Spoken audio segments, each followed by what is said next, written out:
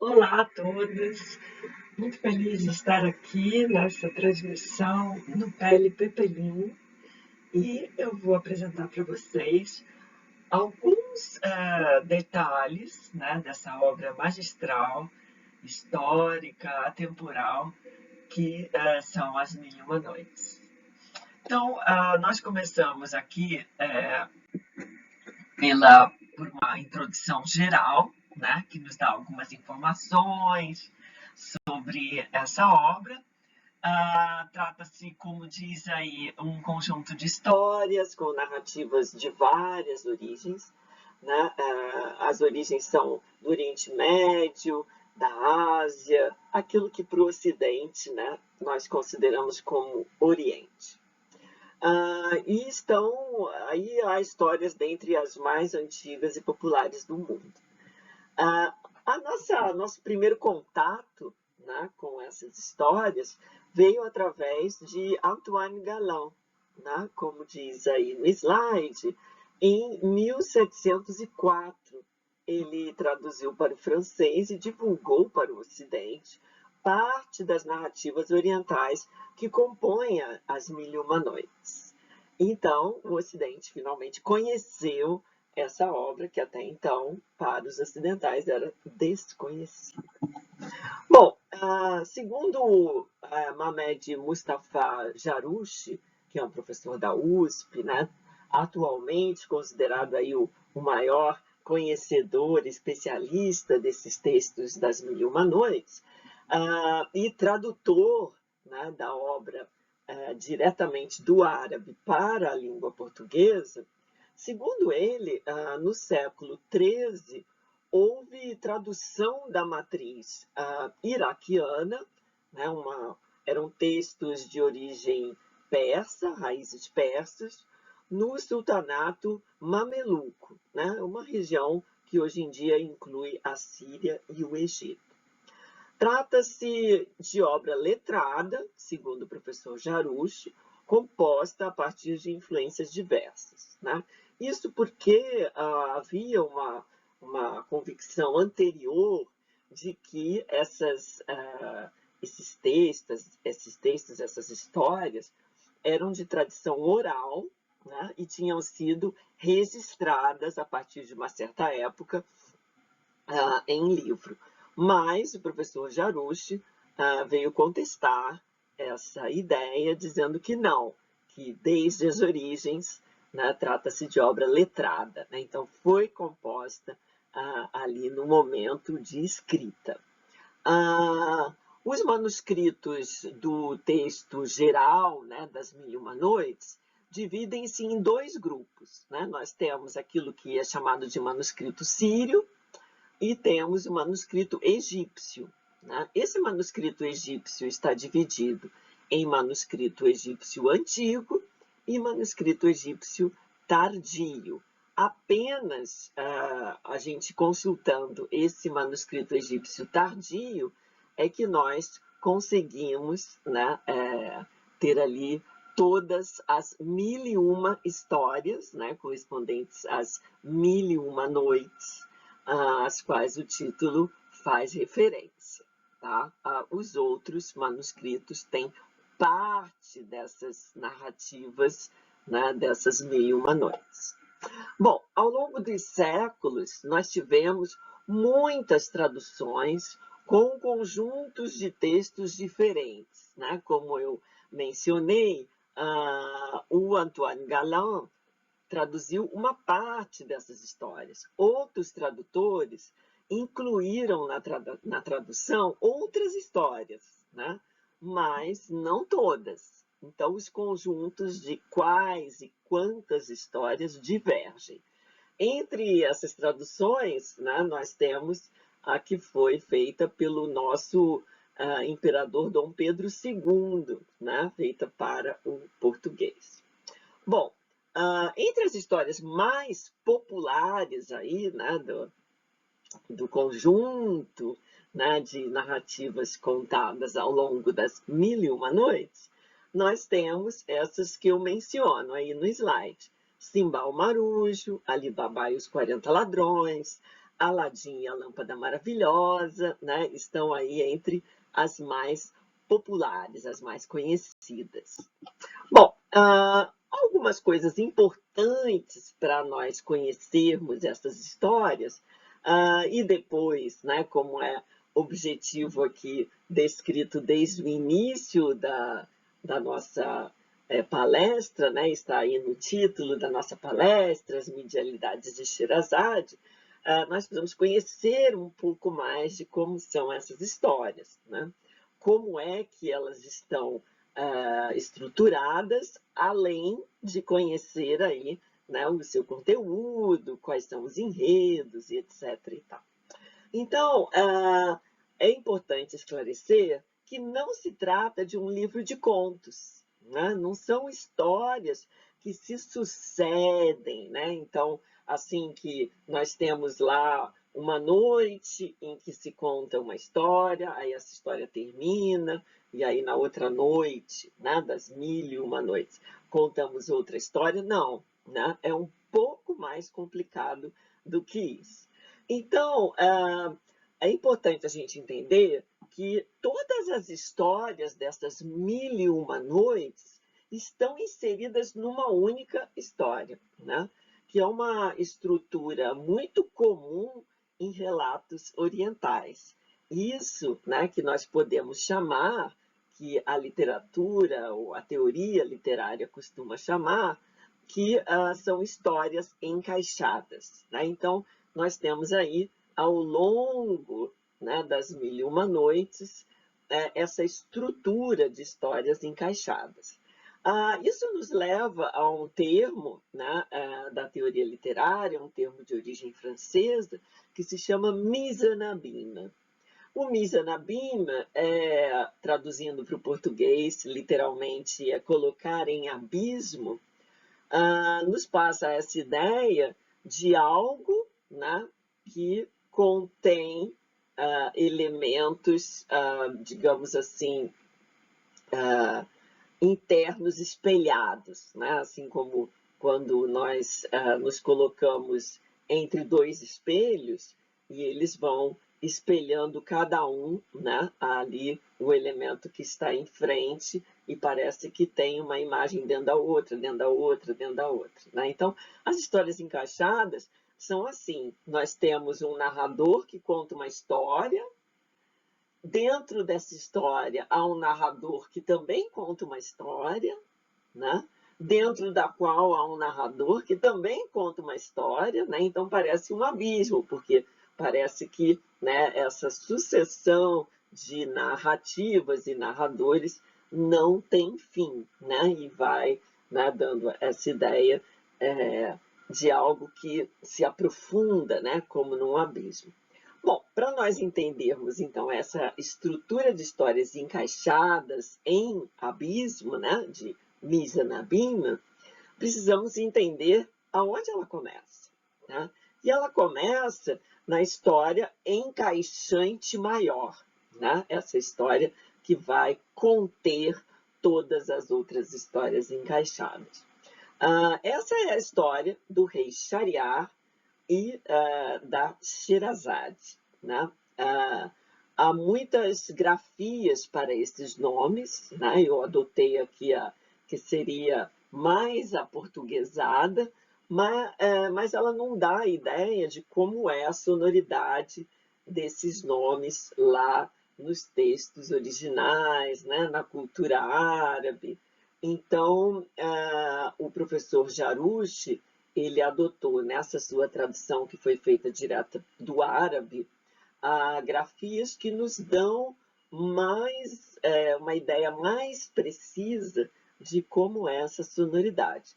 Mas, né, como já temos aí muitos séculos de traduções, esses personagens já ficaram muito conhecidos com essa sonoridade que eu coloquei aí nos slides, Shahryar e Sherazade, né?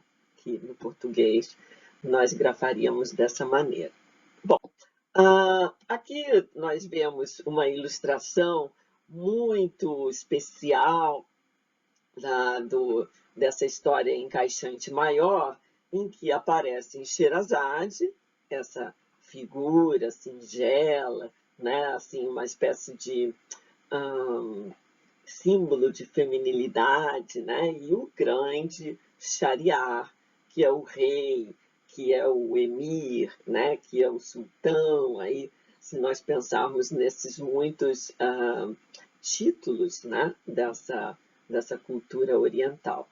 Bom, então, essa história encaixante maior diz que esse rei, ele tinha um irmão, né?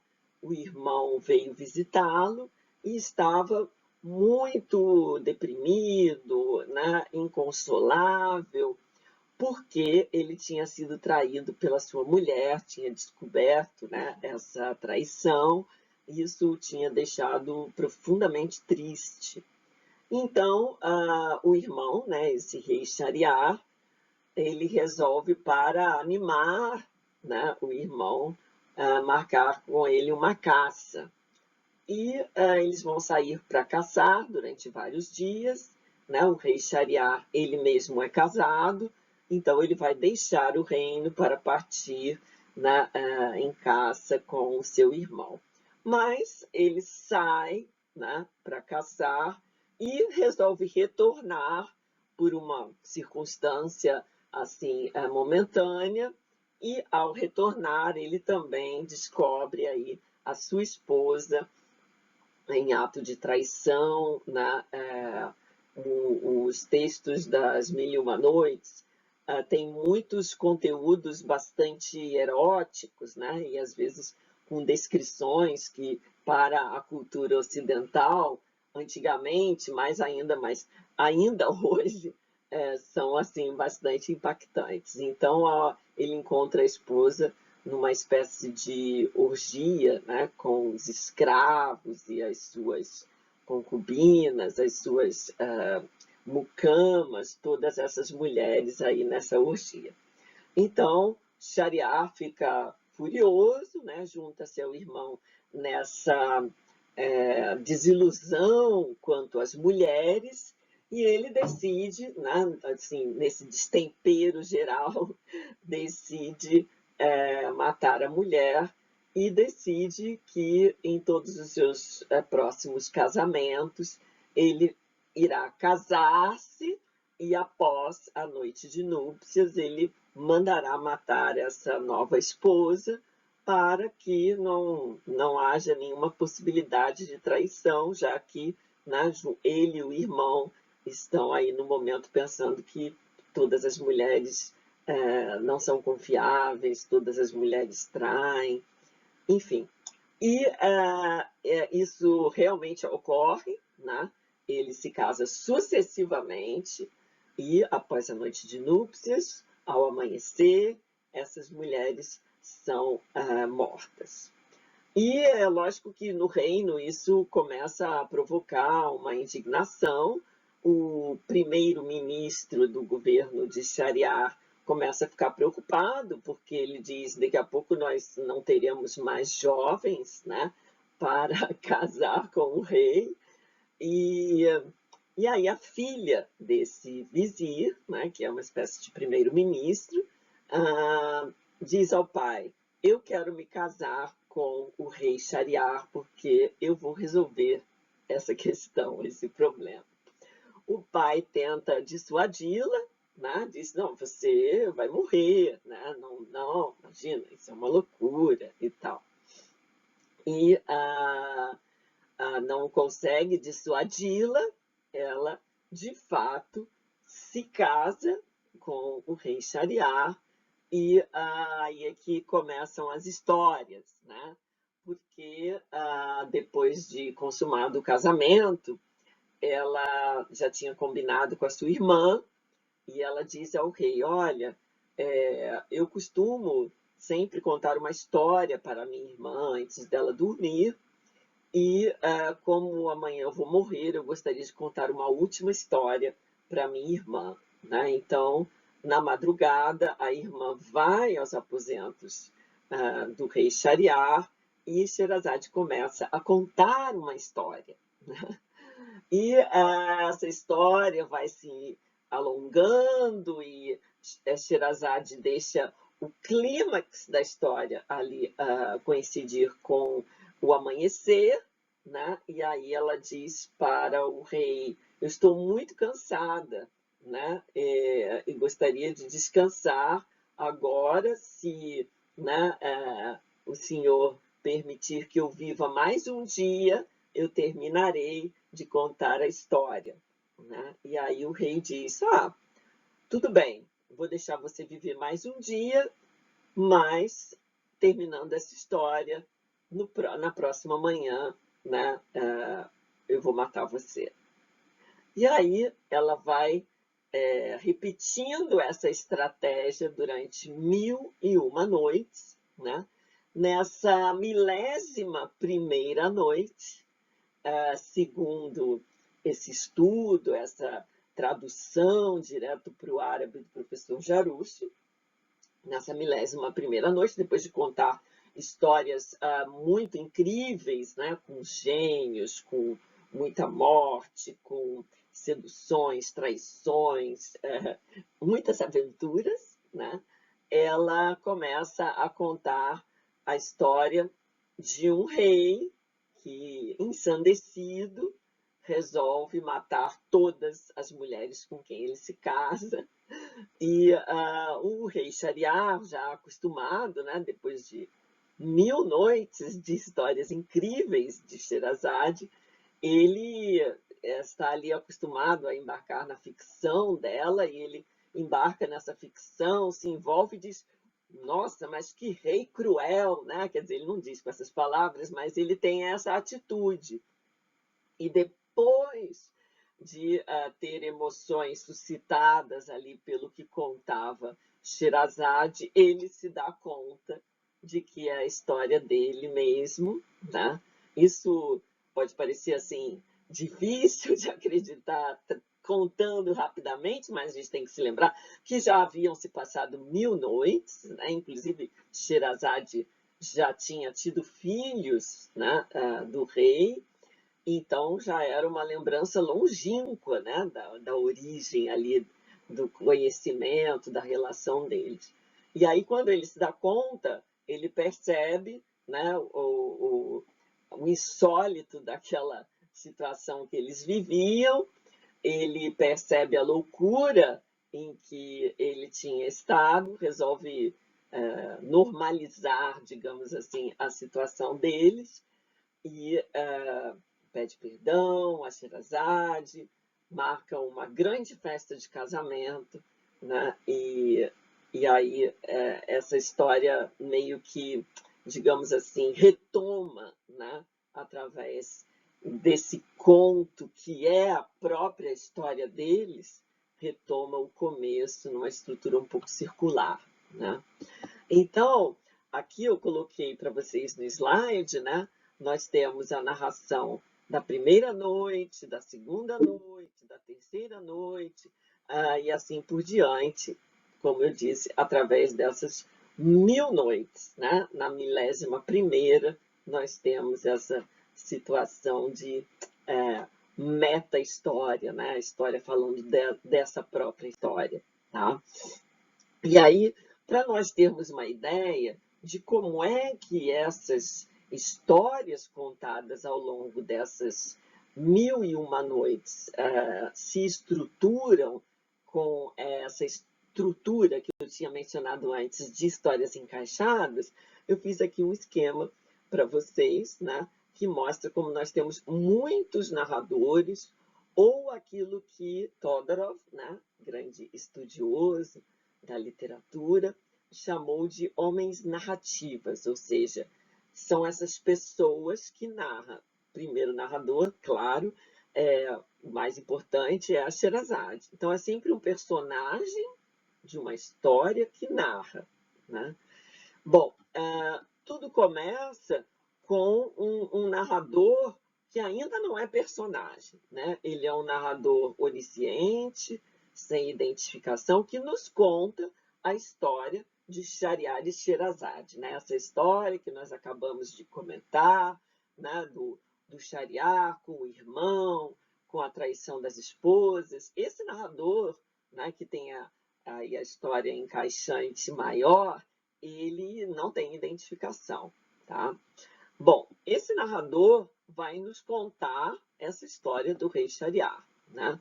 Vai nos contar a existência de Sherazade e vai nos contar a existência do primeiro-ministro ou vizir, que é pai de Sherazade. A partir desse começo, né, o vizir passa a ser um narrador, porque ele, ao tentar dissuadir Sherazade da sua ideia de se casar com o rei Shahryar, o pai, tentando, né, que ela mude de ideia, ele conta uma história para isso. Ele conta uma história para, através da história, poder persuadir ou tentar persuadir Sherazade de desistir, né, dessa ideia.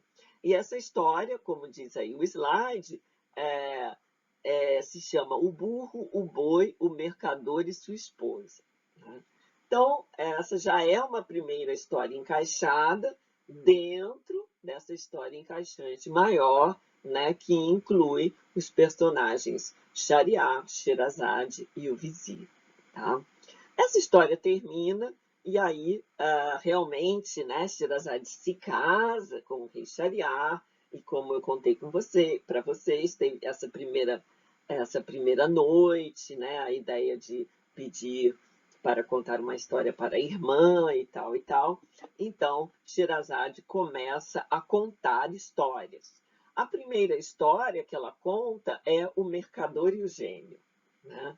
Depois da história do Mercador e o Gênero, depois de começada essa história, ela vai começar esse encaixe em Mizraim, porque dentro da história do Mercador e o Gênero, nós vamos ter ali, né, alguém que conta uma história que está dentro, né, dessa narrativa do Mercador e o Gênero e vai nos contar a história de gênios, né? São os sheiks, né, que estão dentro, personagens que estão dentro dessa história do Mercador e o Gênero, que contam suas próprias histórias. Né?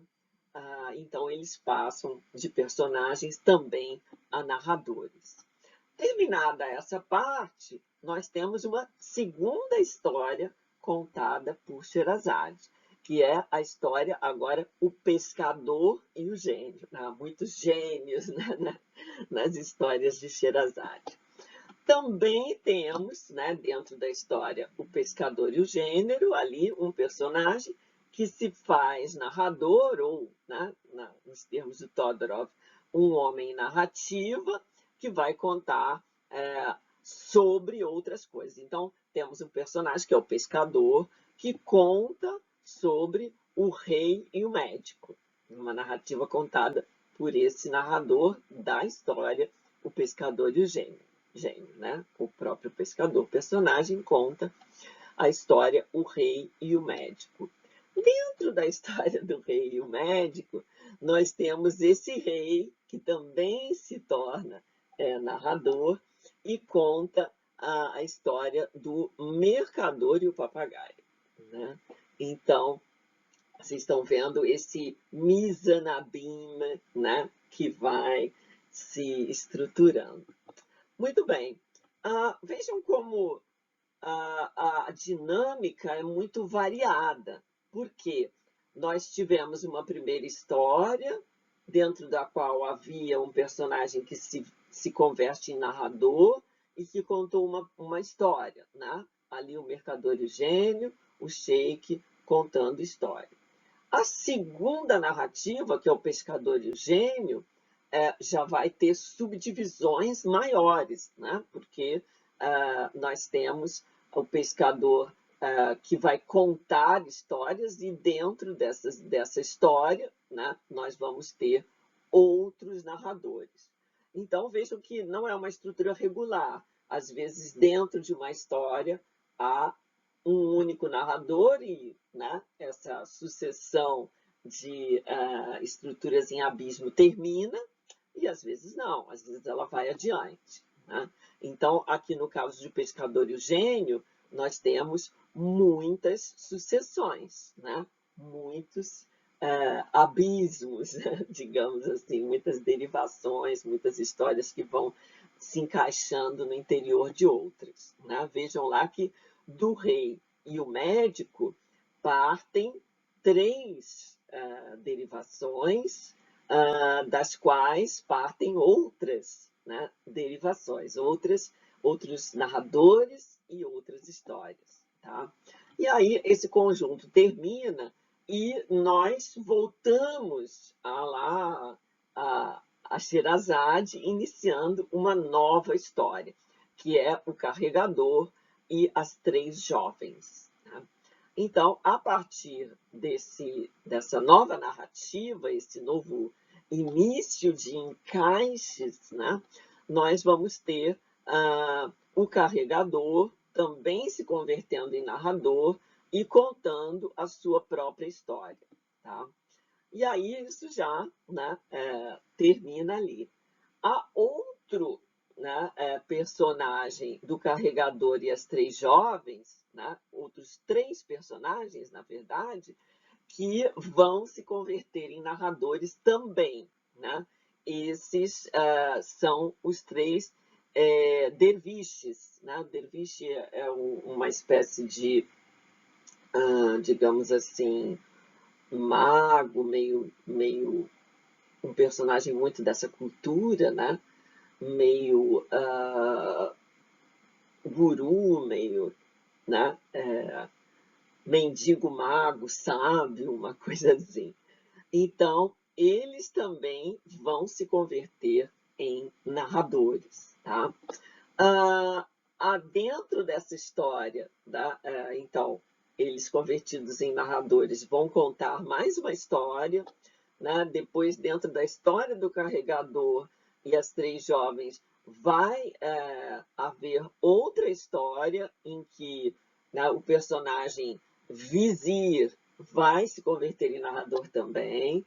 Há outro personagem dentro, né, da história do carregador e as três jovens que vai dar origem a outras narrativas. Agora são as três jovens que contam, né, e isso vai se sucedendo muito fortemente. Né? Então, não há espaço aqui nos slides para colocar toda a estrutura, né, de derivações de histórias encaixadas. Mas nesse novo slide, eu coloco aqui essa estrutura inicial que nós já vimos, para dizer para vocês, dar uma ideia geral, que as histórias iniciadas ali por Sherazade somam 10 histórias. Né? Então, aqui eu estou colocando para vocês as histórias que partem de Sherazade. Né? Então, dá para pausar o vídeo e ler com mais detalhes quais são essas histórias. Tá? Muito bem. Eu, na sequência, quero apontar, né, isso que me parece um elemento importante de compreensão, que essa estrutura não é nada inovador ali, né, elaborado no texto das Mil e Uma Noites. Né? A cultura em geral, a cultura oriental em geral, ela preza muito essa ideia das estruturas encaixadas. Né? Eu mostro aqui para vocês, né, um elemento arquitetônico de origem oriental, aí do Oriente Médio, né, em que nós vemos emolduramento e encaixe, ou seja, Mizanabim, em termos, né, de espaço físico. Então, o espaço narrativo também vai refletir esses elementos da cultura que são colocados também no espaço físico, arquitetônico. Aqui nós temos uma outra imagem, lembrando que as origens das histórias das Mil e Uma Noites, como eu comentei, são várias, né? Da Ásia, do Oriente Médio. Então, também inclui a parte ali da Índia, e nós vemos novamente um elemento espacial arquitetônico com emolduramento e encaixe aqui, né, da região da Índia. Tá? Mizanabima de novo. E vemos aqui também, ali na região da Rússia, né, de novo, esse emolduramento e esse encaixe, esse Mizanabime, né, nessas famosas bonequinhas que, né, se estruturam em abismo. Né? Dentro de uma bonequinha tem uma outra bonequinha, dentro da qual tem outra, e assim por diante. Né? Muito bem. Para nós termos uma ideia um pouco mais visual e organizada disso, eu coloquei aqui nesse slide esse esquema, e vocês podem ter uma ideia de como é a dinâmica da sucessão das histórias. Né? Então, aquilo que nós chamamos de enredo, nas Mil e Uma Noites, tem uma dinâmica muito particular, muito elaborada por causa das narrativas encaixadas e encaixantes. Né?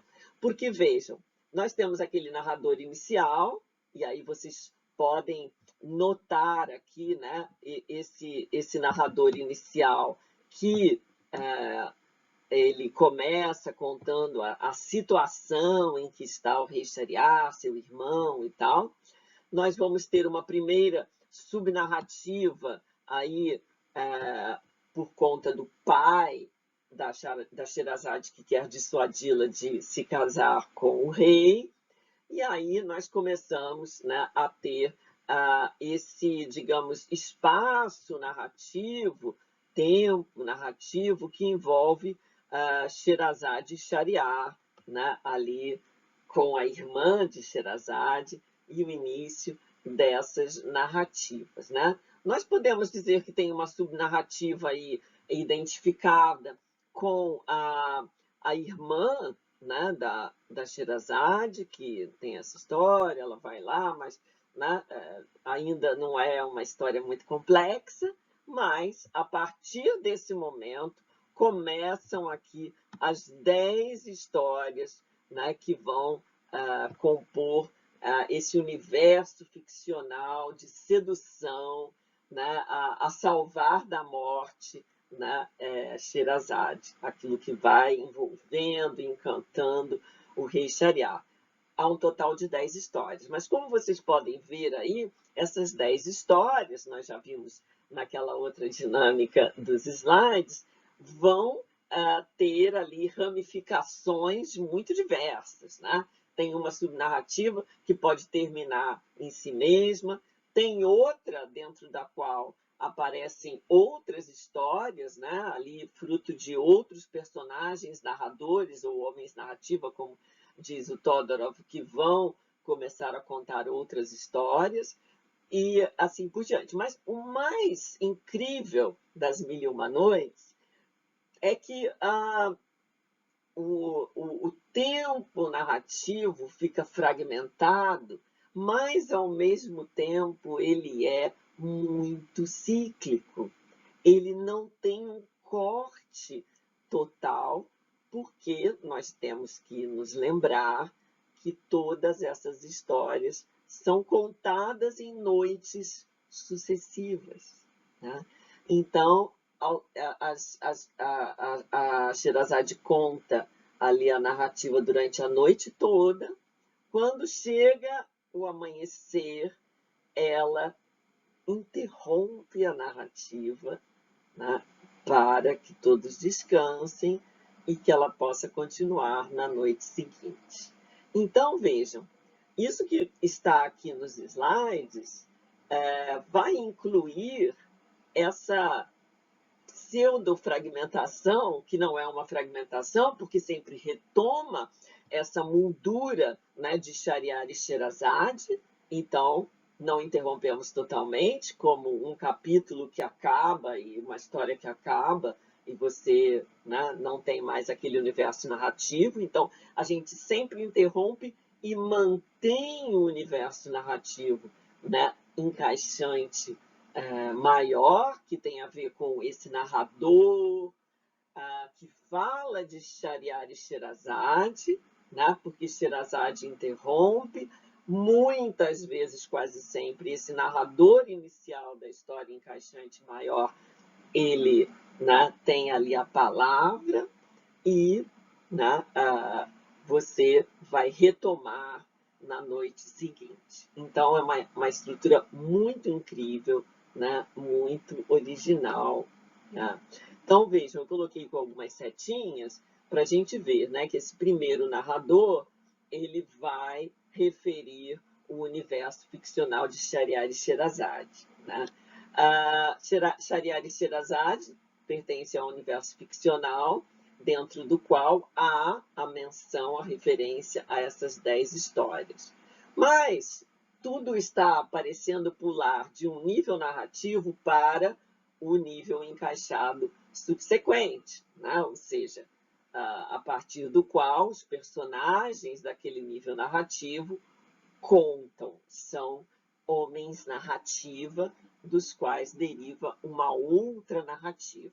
No entanto, nós temos momentos mais complexos nas Mil e Uma Noites, porque ao estarmos, por exemplo, dentro da narrativa contada por Sherazade, dentro da qual há um personagem que conta uma narrativa, dentro da qual há um personagem que conta uma narrativa, e nós estamos lá dentro dessa terceira, quarta, né, até uma quinta derivação nessa dinâmica, e ao amanhecer, né, nós pulamos de um nível para o outro, né, sem nenhum aviso prévio. Né? Durante a narrativa, durante a madrugada, muitas vezes uma história termina e salta, né, ali a narrativa salta 2, 3 emolduramentos para retomar uma narrativa de 2, 3 níveis, né, anteriores, e, claro, temos sempre, né, ao amanhecer, o salto de qualquer nível narrativo para esse nível aqui, né, de Shahryar e Sherazade. Tá? Então, isso faz com que o leitor tenha que ficar muito atento, né, e se mantenha ali fascinado por essa dinâmica tão complexa. Tá? Então, às vezes, nós temos saltos de uma subnarrativa para outra, né? Às vezes saltos de uma subnarrativa para a narrativa encaixante maior, isso varia, né, ao longo do livro, né, das Mil e Uma Noites como um todo. Tá? Muito bem, nós temos aqui alguns elementos que eu destaquei para a identificação das molduras, porque vocês podem estar se perguntando, mas será que o leitor não se perde? Sim, essa é uma pergunta muito cabível. Né? Então, nas passagens de nível, nós temos alguns textos marcadores, como eu aponto aqui. São textos que sempre se repetem, né, como se fosse uma sinalização ali para o leitor de que estamos passando de nível. Né? Então, esses textos marcadores podem ser dos seguintes tipos, né? Dei alguns exemplos aqui. E a aurora alcançou Sherazade, que parou de falar. Vejam que quem diz isso é o narrador da história encaixante maior, aquele inicial, onisciente, né? O único que não é um personagem. Tá? Ou, por exemplo, na noite seguinte, ou, por exemplo, ainda, eu tive notícia, ó rei venturoso, agora já é a voz da Sherazade. Né? Então, ou é o narrador onisciente, ou é a voz da Sherazade, mas nós temos ali frases que se repetem, ou na íntegra, ou são muito parecidas, como uma sinalização para o leitor de que estamos passando de nível, né, de uma história encaixada para outra. Ok? Muito bem, eu coloquei aqui um exemplo um pouco mais palpável, né, desses textos marcadores, das passagens de nível, para vocês terem uma ideia. E estamos aqui com a tradução de Jarus, né? Então acompanhem comigo. Então a aurora alcançou Shahrazad e ela parou de falar. A mente do rei Shahryar ficou ocupada com o restante da história.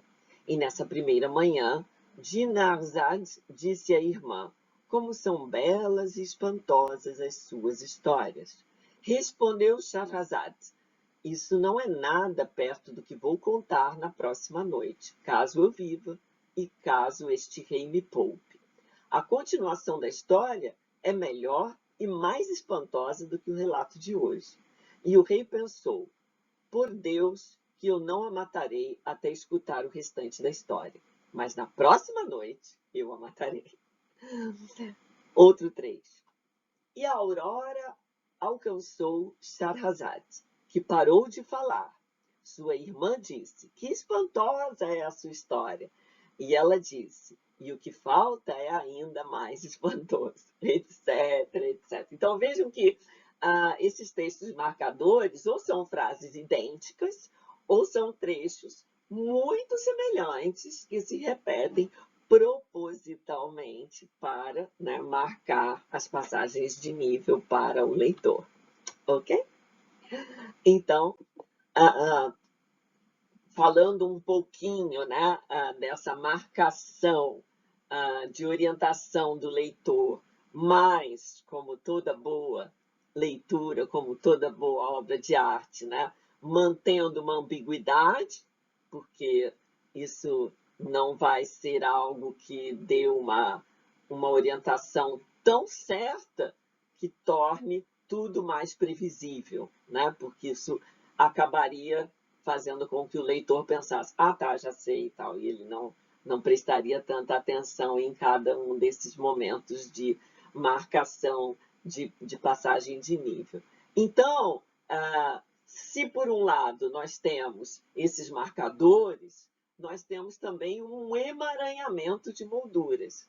Esse emaranhamento é fruto não só da estrutura complexa que vocês viram, né, que existe, como também, como eu digo aqui nesse slide, da repetição de termos em todos os níveis de moldura e com todos os personagens, né? Temos discursos semelhantes, não interessa quem fale, não interessa quando fale, não sabemos qual é o tempo, qual é o posicionamento, então isso mantém uma ambiguidade que exige do leitor, né, muita atenção, muita interpretação. Por exemplo, disse o autor, disse o narrador, sem especificação. Qual autor? Qual narrador, já que temos muitos, né? É absolutamente imperioso. Isso é dito por todos os personagens de todos os níveis, narradores, né, personagens, indistintamente. Depois, fazer artimanhas, ou fez artimanhas, aí conjugando o verbo. Feitiço, enfeitiçar, ou seja, há uma série de termos que são absolutamente constantes, independente de qual nível, qual personagem, qual história. Isso acaba por, né, manter essa ambiguidade, esse emaranhamento de molduras. Então, lembrando, como está aqui, né, essa ideia de que a cada manhã Sherazade interrompe a narrativa, né, e isso não interessa qual nível de encaixe, qual, né, qual nível do abismo, né, do Mizanabina. Então, isso vai manter essas molduras muito emaranhadas, né, e vai exigir do leitor muita atenção. E essa atenção exigida é fruto, né, perdão, ao contrário, essa atenção exigida tem como fruto, né, essa sedução de leitura, que da mesma maneira que seduz o Shahryar e salva Sherazade da morte, nos seduz também né, e salva a narrativa do desinteresse, né, do leitor que, digamos assim, deixa a narrativa morrer porque se desinteressa dela e a abandona, né? Então, essa narrativa se mantém viva porque o leitor se mantém todo o tempo seduzido pela leitura. Muito bem, então, concluindo, né, essa exposição que eu tive o prazer de fazer aqui junto com o pessoal do Nupele e do Pepelim, nós podemos concluir que esse emaranhamento de molduras, né, ele culmina com essa 11ª noite, porque Sherazade, como eu tinha comentado com vocês, conta ao rei Shahriar a sua própria história. O rei, sem perceber ser ele personagem, comove-se e suspende a decisão de matar Sherazade e manda celebrar o casamento com festa, coisa que não havia ocorrido antes.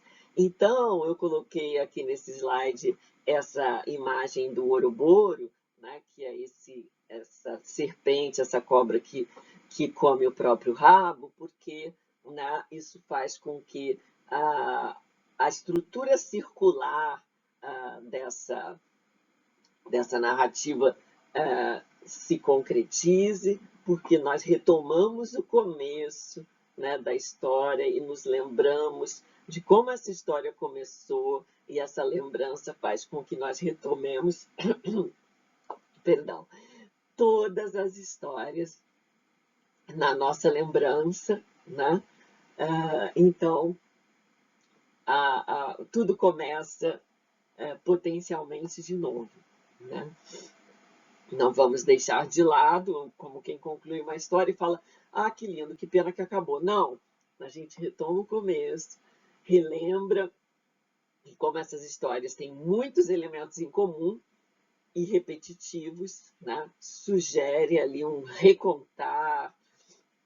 E uma coisa que o professor Jarushi nos diz é que, como eu tinha comentado, ao contrário do que se pensava, não são narrativas orais que se converteram em narrativa escrita porque foram registradas. Não, ao contrário.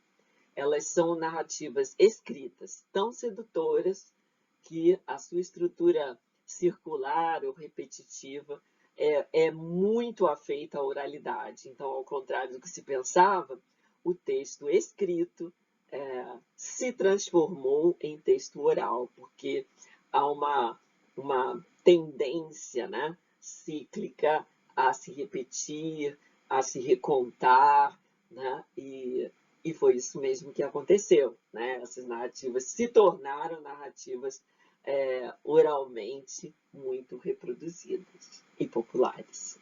Ok? Então, muito obrigada pela atenção de vocês, muito obrigada ao Nupele, ao Pepelim, pela participação, e nós teremos uma continuação desse estudo para, a partir desse conhecimento que nós temos agora, né, de como é o texto das Mil e Uma Noites, nós podermos pensar nas medialidades de Sherazade, que, como eu disse, né, se tornou tão popular, ela, assim como suas histórias, que vai estar aí transitando por muitas mídias, vai ser motivação para muitas outras obras.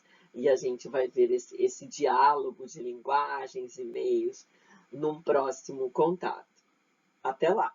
Obrigada.